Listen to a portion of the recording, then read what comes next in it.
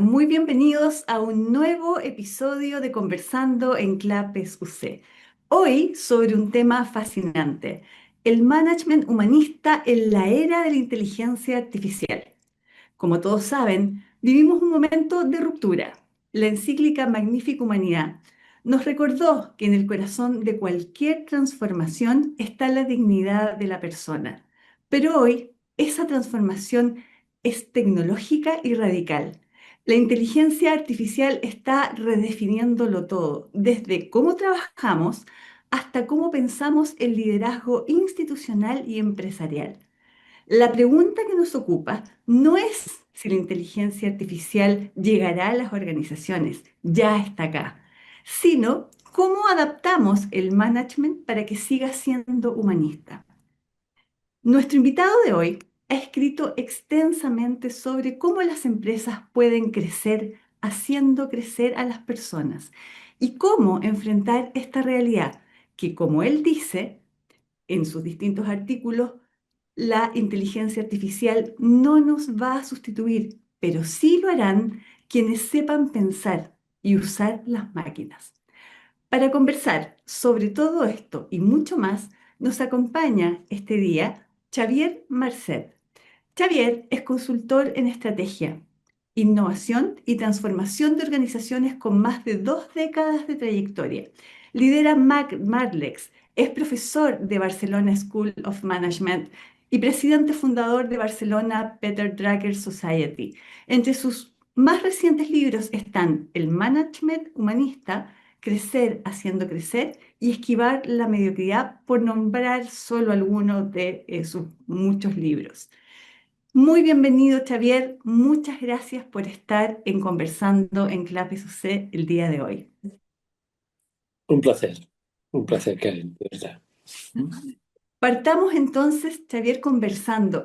A ver, si tuvieras 5 minutos con un líder empresarial, con un líder institucional, para explicarle por qué el humanismo en el management no es un lujo, sino supervivencia en la era de la inteligencia artificial, ¿qué le dirías?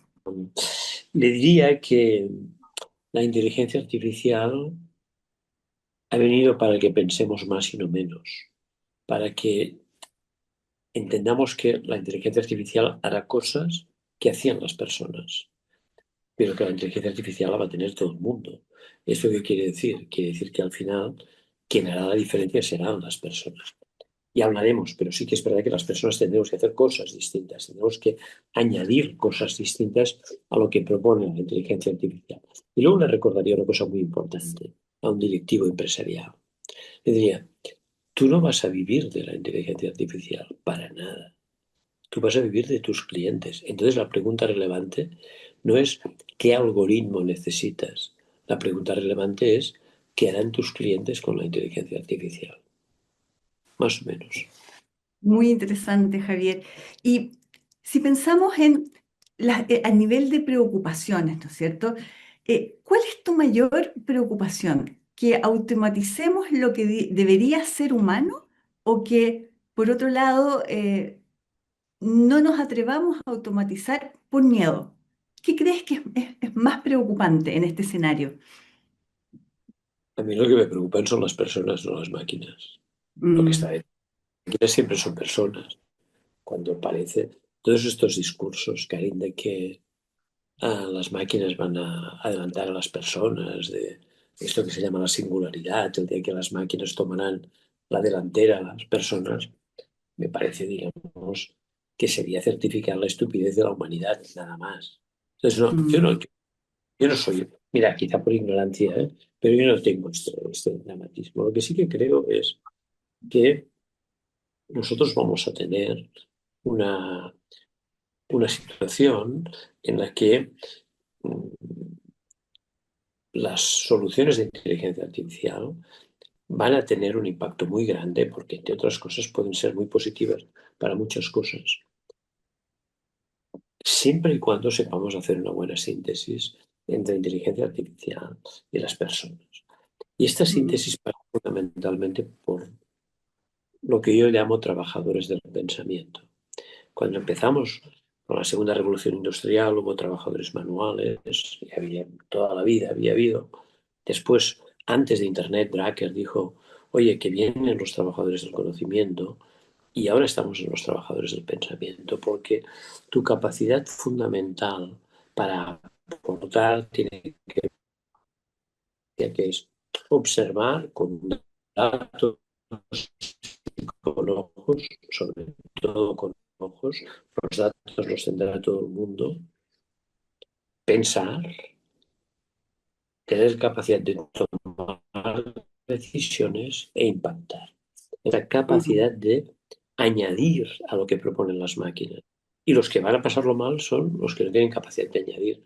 Pensar es hacer síntesis propias, hacer hipótesis propias y sobre todo convertir tu experiencia en criterio. ¿En criterio para qué? Precisamente para interactuar con las máquinas e interactuar, evidentemente, como siempre, con las personas. Es un momento Mm. fascinante, pero creo que hay que mantener determinados equilibrios. Si perdemos estos equilibrios es cuando realmente esto me puede preocupar. Muy cierto, Xavier. Mira, en Chile, como seguramente sabes, estamos en la búsqueda a través de las distintas instituciones vinculadas a las políticas públicas de alternativas para lograr revertir la crisis laboral que nos asola ya hace 41 meses y un poco más, con cifras de desempleo altamente preocupantes. Y fíjate que uno de los ámbitos que se exploran tienen que ver con la adaptabilidad laboral. Y desde esta perspectiva, leyéndote, por cierto, me hizo mucho sentido el concepto de versatilidad profesional. Tú aludías a este concepto que trabaja desde el MIT, ¿no es cierto?, del Massachusetts Institute.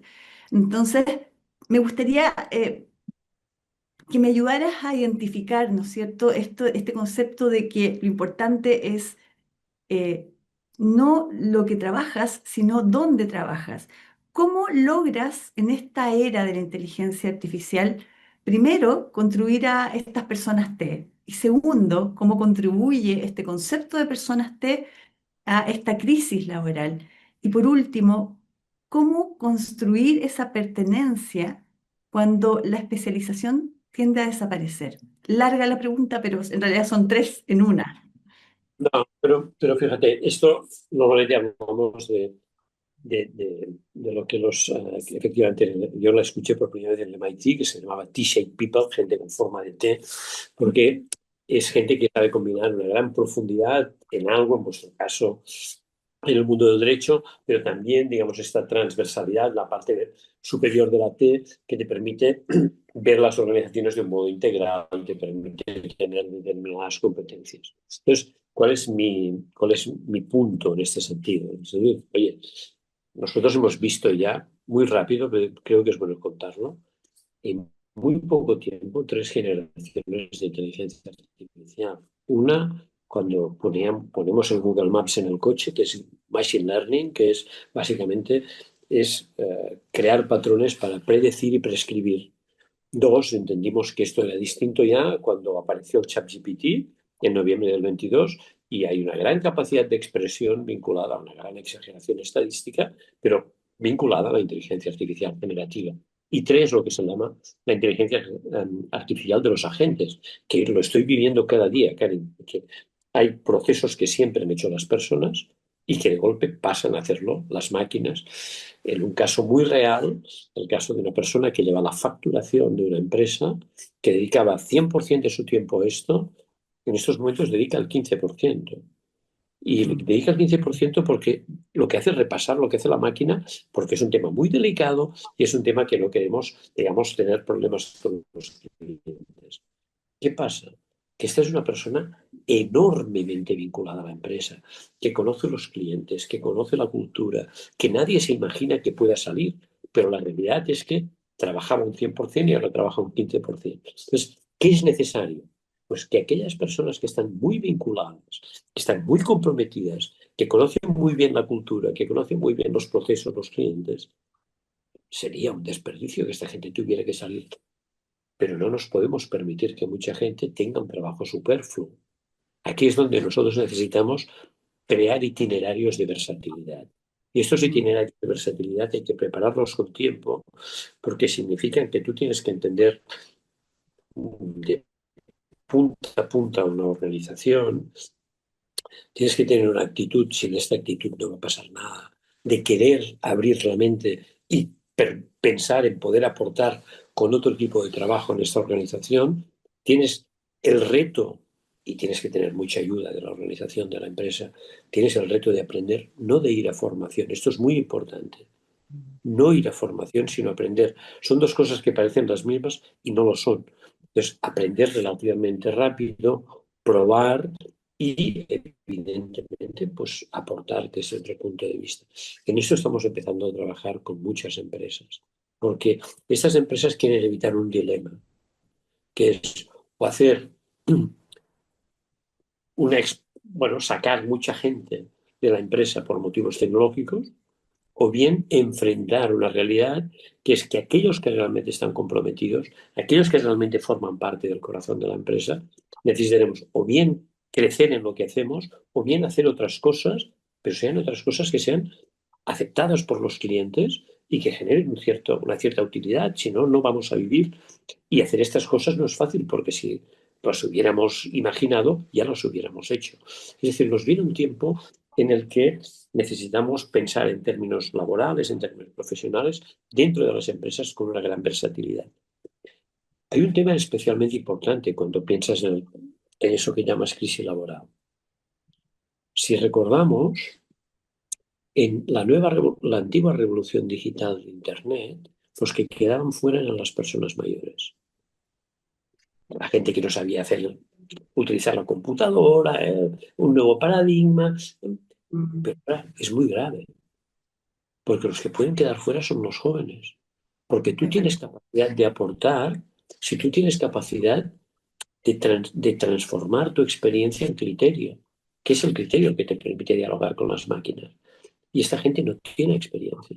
Entonces tenemos que repensar la universidad, tenemos que repensar las formas de aprender de esta gente cuando está en la empresa, porque es fundamental que los jóvenes estén en la empresa, porque nos perderemos mucho si no están, pero hay una cosa que es fundamental que entiendan, y es que cada vez que aceptamos que los jóvenes hagan teletrabajo, les estamos matando, porque una parte muy importante de las habilidades que necesitan para crecer, para tener experiencia rápida,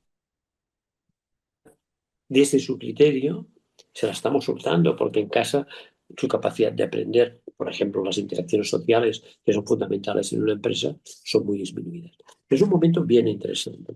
No veo que vaya a haber una crisis, como el otro día enunciaba la portada del The Economist, para a nivel global una crisis, una hecatombe de los empleos.